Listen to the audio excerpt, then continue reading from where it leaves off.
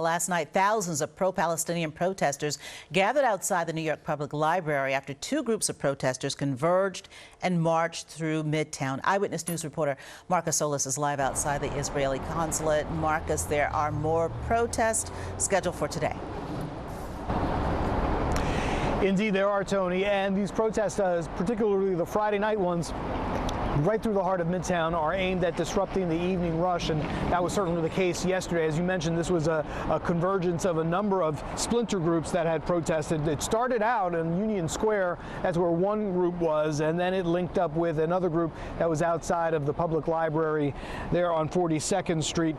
From there, the march was on towards the New York Times building, also in Times Square, which has been a frequent target.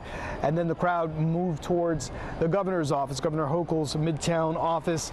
Finally, the march made its way to Penn Station Moynihan Train Hall.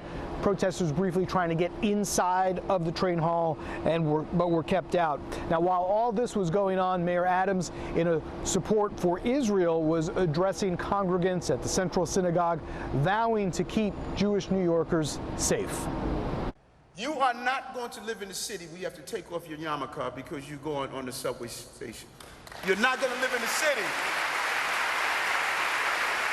where your children will be afraid to go to yeshiva or to go to school. You won't live in a city where you can't go to your synagogues. You won't live imprisoned with fear in this city as long as I'm the mayor of the city of New York. It won't happen.